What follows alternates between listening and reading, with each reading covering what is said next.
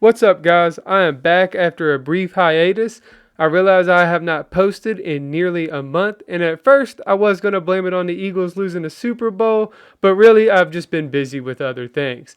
I have not forgotten about you or these paperweight projects. I have still been on the grind fixing these hunk of junk piece of cars that I got sitting out on my lot, and let me tell you, I got plenty of them, but we'll get to that later.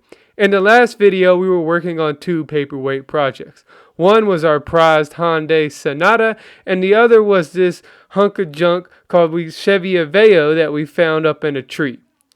After fixing some problems on the Chevy Aveo, a suspension problem, and a few other things, and changing the oil, we realized that we had a pretty significant antifreeze leak coming from the water pump. And to fix this antifreeze leak, we need to get a timing belt kit and put it on.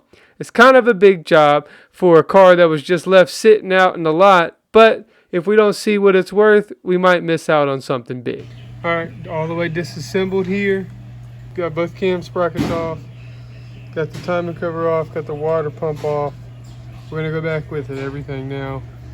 I've just been cleaning this up a little bit. Yeah. Now luckily I have a little experience and got it done in a couple of hours.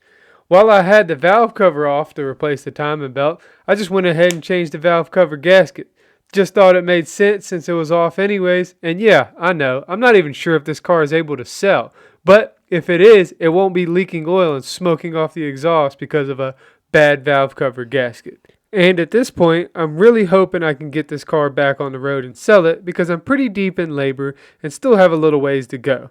If we can just verify that this motor is good, runs good, and doesn't leak anything, then we can move on to other things this car might need. Finishing up the timing belt on it. We put a new water pump in it. Timing belt's all timed up. We already started it up, made sure it ran. So we're going to just be buttoning everything back up. We're also going to do a valve cover, and we're also going to service the transmission. So we'll be working on that as well. And we'll get this mount back on, and then get this valve cover done, and then we're going to put everything back together. Alright, I know I mentioned the valve cover twice, but it was leaking pretty bad. Once we got everything else buttoned up though, it was running really good and everything seemed okay until we found the real reason this car was left abandoned. So we got it all back together and running, except there's really one problem with the thing.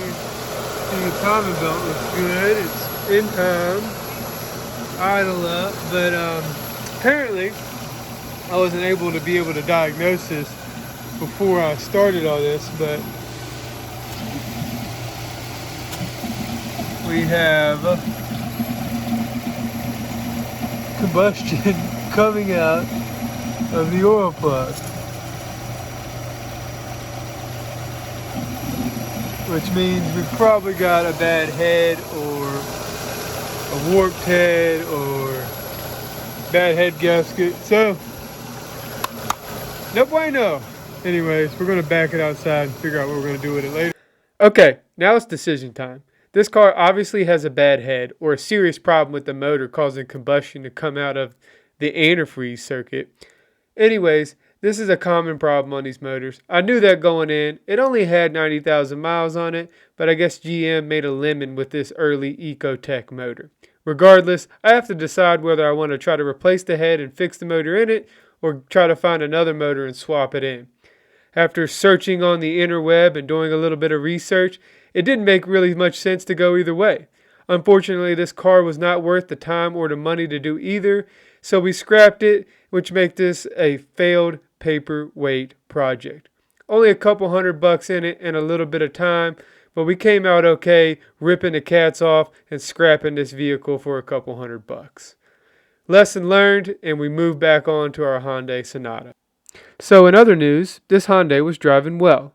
And for those who haven't watched my other videos, you can go watch them right now. They're on my YouTube channel. But you'll see that this project started with a car that would not move forward. So we took the transmission out, rebuilt it, fixed it, put it back in, and we got it to drive pretty nicely.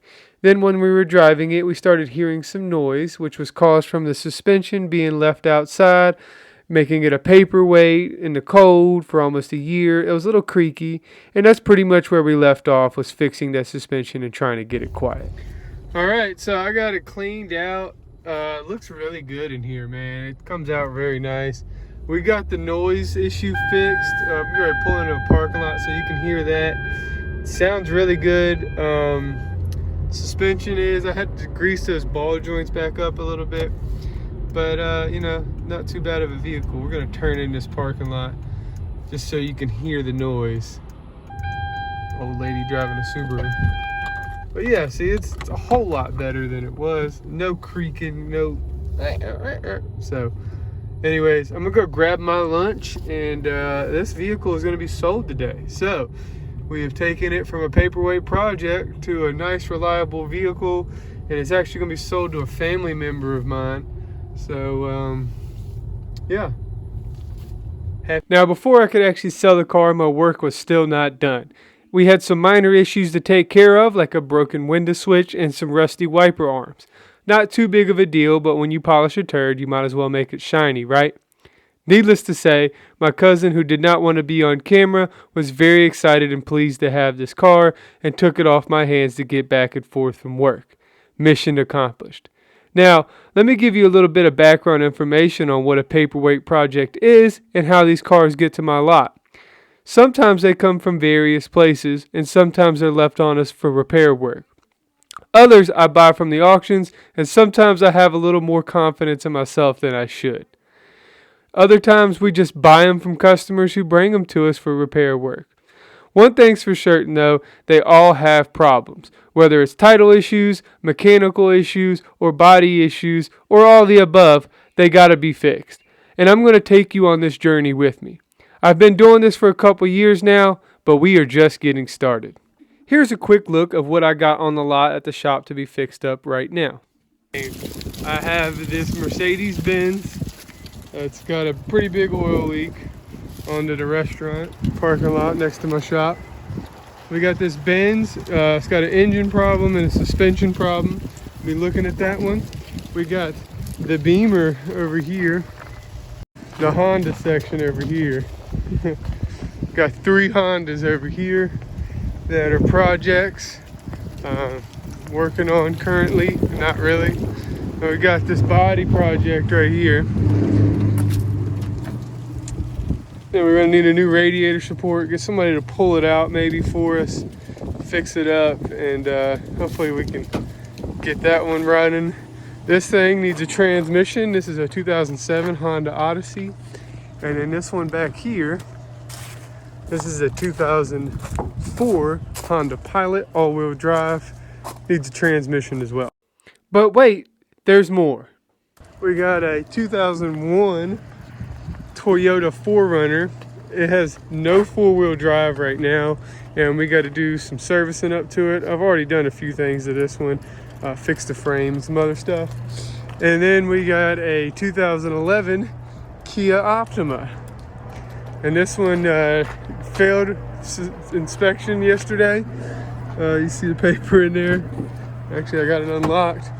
It failed rejection, power steering, and rear bearing, and the rack's loose apparently. So we're gonna be taking a look at that as well. And there's more. There's more. They're scattered throughout the parking lot, but that's what we're starting on right now. So stay tuned. And also among those are the cars that I actually want to keep, like my own 97 4Runner that I'm always looking to do the next cool thing to, and the old shop truck, which is as old as I am, but we still runs like a charm, and we needs a little bit of TLC, and the new shop truck, which needs some body work, and we got to get that salvage title off of it, so that'll be fun. The lot is full, and we have to clean it up. I'm sure we will have some drama-filled projects on some of these cars.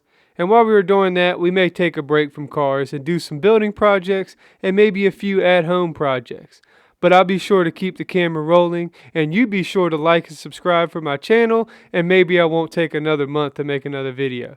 But until next time, stay dirty, my friends.